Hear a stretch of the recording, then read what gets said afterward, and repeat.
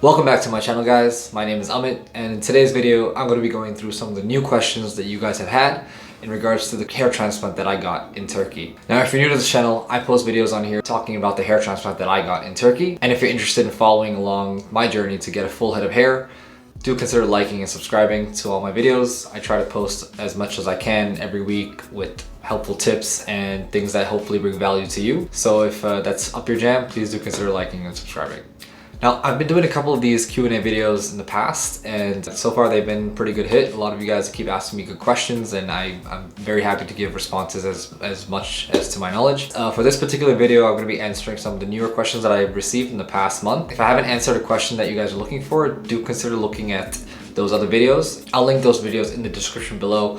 Do check them out if you're looking for a different question or a different answer. But of course, alternatively, you can always drop a comment in the comment section below. I'll be happy to respond to anything about a hair transplant in Turkey or anything for that matter. Also, if you're wondering why I'm still wearing a hat, I'm actually saving up for next week's video where I will be posting my 3-month update. I can't believe it's been 3 months already, but yeah, if you want to stick around and see what's kind of happening with the hair, stay tuned for next week's video. Subscribe. All right, let's dive into the first question. All right, the first question is, sorry I haven't watched your prior videos.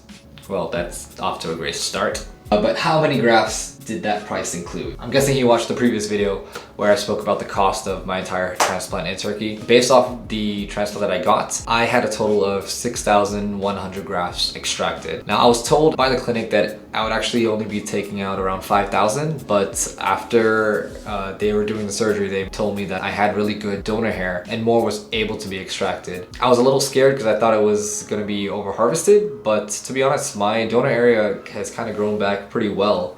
And again, I'll show the update next week, but I have no complaints. The bottom line is when it comes to getting your the amount of grafts in Turkey, the pricing is not in conjunction with the grafts. It doesn't matter how many grafts you're extracted, you're still paying the same price. The next question is, some people say they pick you up from the airport and they provide you a hotel room. Did yours? Yes, they did. This is one of the reasons why I kind of went to Turkey in the first place, because of their excellent service. The service of being picked up from the airport was very important to me because I didn't know anything about Turkey at the time, and getting to a hotel, a safe hotel, a reputable hotel, was really important to me. So it was all included in the package that I had received. Basically, that was it. They picked us up straight from the airport in their clinic van, and they brought me straight to the hotel where I stayed the night, and then the next morning they picked me up again and brought me straight to the clinic. Same exact thing happened after the surgery. They picked me up from the clinic and brought me back to the hotel. So it was very easy, very simple. I had no problems. In fact, I had friends that joined me in the van while we were going from the clinic to the hotel and the hotel to the clinic. So it was really nice to make friends as well within that situation. So the next question is, what made you decide on choosing that specific clinic to do your hair procedure? And were you a little concerned about the hair clinic being so far away in a different country in the event that something else would have gone wrong with the transplant? Well, to be very honest with you, I was doing my research really based off of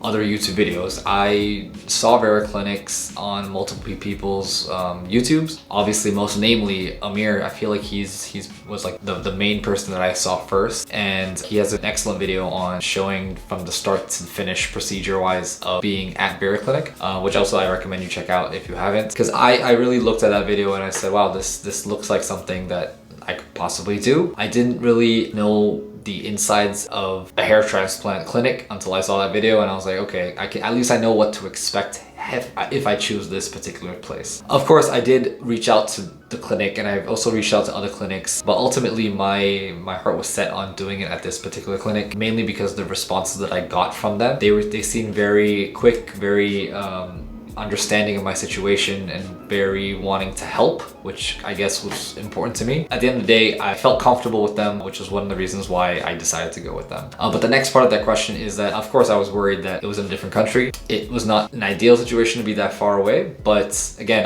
I trusted my instincts and I just went with my gut, and so far I haven't been too disappointed. Of course, to the point where, you know, you might be afraid if you have anything going wrong with your hair transplant. Honestly, the consultants afterwards are with you 24/7. If you have any problems, you send them a picture, you send them a video, they immediately respond to you and give you advice. Thankfully, I never had any issues, but you're not really alone even after your transplant because there's always someone there to be able to text and talk to.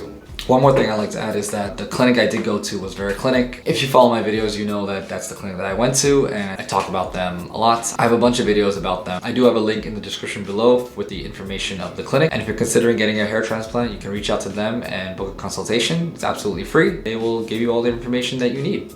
All right, the next question. On your flight back on the 4th day, did you get on the plane with the bandages all over your head? Did you mask it with a hat? How did you take care of it during the long or short flight? So my flight, I flew back to Singapore from Turkey, which was about a 10-hour flight, I believe. Again, when I got to the airport, I was quite nervous because I had a band over my head and my entire head was basically exposed. It was very nerve-wracking. I think the moment I got to the airport, I saw other people with the exact same situation as me. I was like, oh, it's not that big of a deal. Everyone's doing it. It made me feel so much more comfortable and less worried about what was going on my appearance. As soon as I got on that plane, I just made it a point to make sure I didn't touch anything in regards to my head. I basically wore my neck pillow over my neck and pressed it against the seat, and I just didn't touch anything. My head was not touching anything, and that, I think that was the key to the entire flight. I didn't really sleep on that flight. I forced myself to stay awake so I could avoid hitting my head onto like the window. I had a window seat, by the way. But yeah, it was not the most comfortable flight, I'd say, but I survived it. Also, they still recommend you not putting anything on your head after a transplant for at least 5 to 7 days, so I didn't want to put a hat over it anyway. As it was fine. Next question is, do you have to take drugs? What kind of drugs are you talking about there, my friend? I'm hoping you're referring to the drugs like the vitamins and the medicines. Then yes, those drugs. For sure. Yes, we do have to take medication afterwards. I've done a whole video on basically everything I've taken when it comes to the aftercare of your procedures, down to the vitamins, finasteride, minoxidil, the serum, and shampoo. But in general, the scope is that you do have to take, I would say the most important is finasteride to keep the existing native hairs that you already have, and minoxidil Rogaine to help with any type of regrowth that you kind of want to have going on. Next question is, I use the serum every other day. Do you suggest using it every day? I do actually recommend using it every day. I've been using it every day, every night basically, as instructed by the clinic. In my aftercare video, I kind of show how you should be using it at night just before you sleep. The clinic also did recommend to be using it for about 6 months once your donor hair kind of comes back and like all the healing is done. I believe after that you don't really need to use it, but I'm still going to be using my serum up until the 6th month. I have enough bottles to kind of cover me for that time, but if you don't, do consider getting some or ordering some online.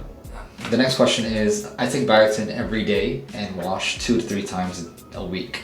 Is that enough, or do I need to do more? It's really up to your own preference. I personally take biotin every day as well, but for washing my hair, I usually wash it once every other day. It's really down to personal preference. I was never really using shampoo in the past as often, to be honest, but I'm getting to the habit of it now, and yeah, I guess once my hair starts to grow back in full, I'll start applying it maybe every day.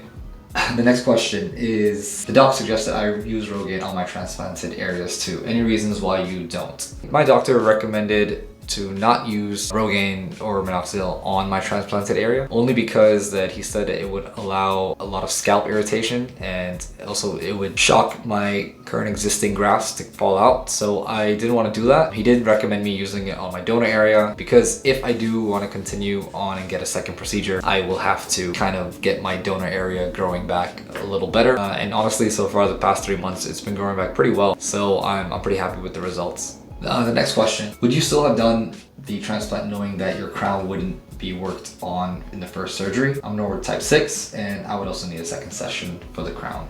I think that I would still have done it. Well, I still did it only because I knew I wanted to get something done regardless. I've been holding off getting a hair transplant for the past 1.5 years, and I felt like this was the right time to do it. I had saved up enough money, and I knew exactly which clinic I wanted to go to, done the research, so I knew for a fact that this is what I was going to do, and this is what I wanted to do. So regardless whether I had to come back for a second session, I knew I wanted to get something done. I was just very, very motivated to make sure something would happen, and I'm glad it did.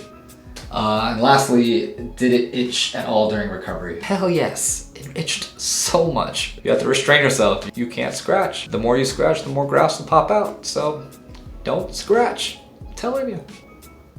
that was a great handful of questions. I appreciate everybody for taking the time to comment on my videos. I'm very happy to be able to respond to them here, and hopefully you guys got some value from the questions. Of course, if you have any more, please do consider commenting below. I will happily respond to as much as I can. I kind of like this Q&A series I've got going on, so it gives me more reason to keep making videos for you guys. Do consider liking and subscribing. I will be posting my 3-month update as my next video, where you will see more of what's going on here. I got lots to tell, lots has happened actually, to be honest, but I will update everything in that next video. So thank you again for watching this video, and I'll see you guys in the next one. Peace!